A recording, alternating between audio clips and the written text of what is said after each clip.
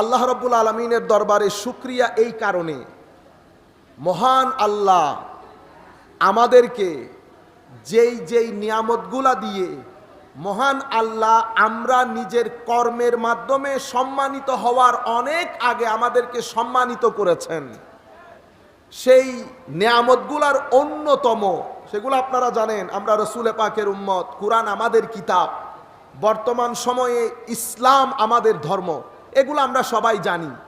এগুলা ছাড়াও আমরা যখন বিশ্ব বাজারে উপস্থিত হই, আমরা যখন বিশ্বের বাজারে উপস্থিত হই, তো তখন আমরা বলি না কার কি আছে উপস্থাপন করেন, কার কি আছে উপস্থাপন করেন।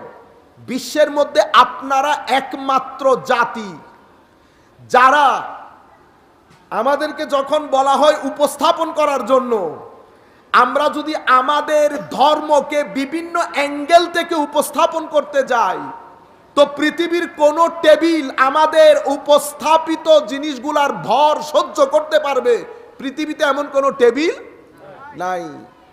যেমন সবাই উপস্থিত এখানে বিভিন্ন টিভি প্রোগ্রামে, কথায় কথায় আপনারা মানুষকে এটা দেখাতে চান বা আমরা মানুষকে এটা ইমপ্রেশন দিতে চাই যে আমাদের মানে মুসলমানরা, ইসলাম, ওই ধর্ম এই ধর্ম সব এক ধর্ম এক জায়গায় না। আপনি সবাইকে এক কাতারে দাঁড় করিয়েন না। কেন? কারণ হচ্ছে আমি যখন উপস্থাপন করছি আমাকে, আমি প্রথমে আমার পক্ষ থেকে আমি কোরআন উপস্থাপন করলাম, কোরআন উপস্থাপন করলাম। স্বাভাবিক বিশ্বের অধিকার আছে আমাকে প্রশ্ন করার যে আমি আপনার এই উপস্থাপিত কিতাবের উপর বিশ্বাস কেন করব? এটা আপনার গ্রন্থ, এটা দিয়ে আমি কি করব? পৃথিবীর অধিকার আছে, পৃথিবীর অধিকার আছে। আমি এখন এই প্রশ্নের উত্তরে যেই কথা বলবো সেটা পৃথিবীর কোন ধর্মগ্রন্থের আলেম এই কথা বলতে পারবে না। সেটা কোন কথা? সেটা হচ্ছে এই গ্রন্থে বিশ্বাস করেন আর না করেন, এই গ্রন্থ পড়ার পরে আপনি বলতে বাধ্য হবেন এটা কোনো মানব রচিত কিতাব নয়। কেন? কারণ বর্তমান বিশ্বের সবচেয়ে অলৌকিক ঘটনা হচ্ছে বিজ্ঞান। আমরা আমাদের ভাইয়েরা বোনেরা কলেজ ইউনিভার্সিটি আমরা প্রত্যেক কিছুকে বিজ্ঞানের আলোকে যাচাই বাছাই করি। এখন আমি যেই কথা বলতে পারবো সেই কথা পৃথিবীর কোন ধর্মের আলেম বলতে পারবে না। সেটা কি? আপনি যত বিজ্ঞান আছে সমস্ত বিজ্ঞান দিয়ে আপনি এটাকে অ্যাপ্লাই করে দেখতে পারেন। আমি শুধু আপনাকে একটা গ্লিমস মারি। কি গ্লিমস?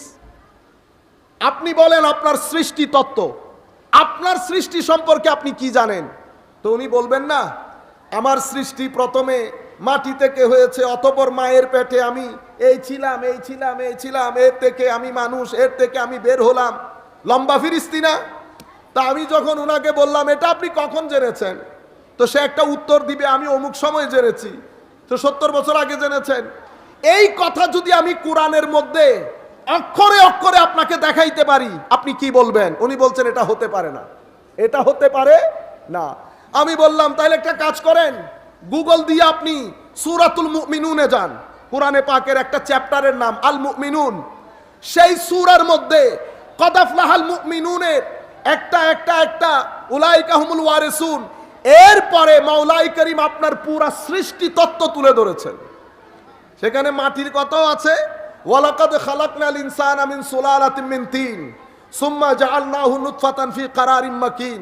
কেমিক্যাল, বায়োলজিক্যাল, মায়ের পেট, অতঃপর মাটির পেট, মাটির পেট থেকে আদমকে কিভাবে সৃষ্টি করা হয়েছে, মায়ের পেট থেকে আমাকে কিভাবে সৃষ্টি করা হয়েছে।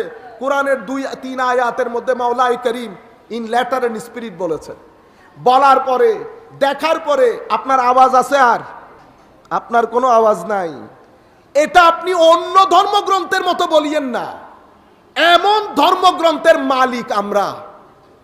একটা, দুইটা হচ্ছে এই কোরআনকে বুঝার জন্য মুসলিম আইম্মায়ে কেরাম, উলামায়ে কেরাম, এটা আমাদের জন্য অনেক অনেক অনেক শিক্ষণীয়।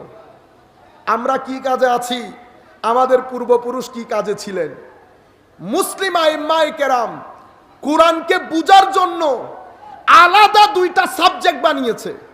একটাকে আমরা উলুমুল কোরআন নাম দিয়েছি, আর একটাকে ইলমুত তাফসীর নাম দিয়েছি।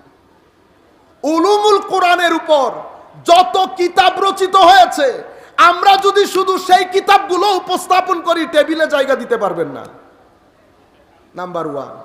এরপরে কোরআনের ব্যাখ্যা বিশ্লেষণের উপর যত কিতাব মুসলমান আইম্মায়ে কেরাম সেই যুগ থেকে শুরু করে আজকের যুগ পর্যন্ত, এখনো পর্যন্ত কোনো ইমাম যদি 12 খণ্ড, 15 খণ্ড, 17 খণ্ডের কোরআনের তাফসীর লিখেন, এটা আমার নবীর জিন্দা মুজিজা না তো কি। পৃথিবীর কোন ধর্মগ্রন্থের উপর এত ব্যাখ্যা বিশ্লেষণ হয় নাই যত ব্যাখ্যা বিশ্লেষণ কোরআনে পাক নিয়ে হয়েছে। এটা আমাদের সম্পদ, এটা আমাদের সম্পদ। এই গেল কোরআন। এরপরে পৃথিবীর কোন ধর্মগ্রন্থের যিনি প্রচারক, তার যেই কথামালা, যেটাকে আমরা হাদিস বলি, কোন ধর্মগ্রন্থের ধর্ম প্রচারকের কথামালা, প্রথমে তো উনার কথাগুলাকে রক্ষণাবেক্ষণ করা, এরপরে আপনি যেন আপনার কথাকে উনার কথা বলে চালিয়ে দিতে না পারেন, সেই জন্য আলাদা একটা সাবজেক্ট পৃথিবীর সাথে পরিচয় করা, এটা ইসলাম বাদে আগে পরে কোনো ধর্মগ্রন্থের ক্ষেত্রে ঘটে নাই। সেটাকে আমরা বলি উলুমুল হাদিস। উলুমুল হাদিস। শুধু আমার নবীর এই কথাটা আমার নবী বলেছে কিনা এটা চেক করার জন্য আগে পরে উলামায়ে কেরাম যেই পরিমাণ কিতাব লিখেছেন, লিখতে লিখতে কোথায় গিয়েছে দেখেন। যখন পরবর্তী যুগে বিভিন্ন ফেরকা হয়ে গেছে, মুসলমানরা বিভিন্ন দলে উপদলে বিভক্ত, রাজনৈতিক কারণে, স্বার্থের কারণে, দ্বন্দ্বের কারণে বিভিন্ন দলে উপদলে বিভক্ত, যার যেমন মন চায় ইতিহাস ভরে দিয়েছে বানানো ঐতিহাসিক ঘটনা দিয়ে। কিন্তু আমাদের আইম্মায়ে কেরাম কি বসা ছিল?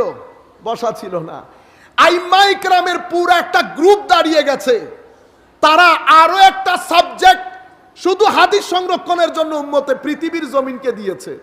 সেটাকে আমরা বলি না ইলমুর রিজাল, মানে যত হাদিস বর্ণনাকারী আছে, mister A, mister B, mister C, mister D, প্রত্যেক হাদিস বর্ণনাকারী তাদের জীবনী, কোথায় জন্ম, কার কাছে পড়েছে, কাকে পড়িয়েছে, স্থানীয় লোকজন তাকে কি বলে জানতো, সততা কতটুকু আছে, সত্যবাদিতা কতটুকুন আছে, নির্ভরযোগ্যতা কতটুকুন, সব কিছু লিখে পরবর্তী প্রজন্মের জন্য কিতাব সহ হাতে ধরিয়ে দিয়েছে।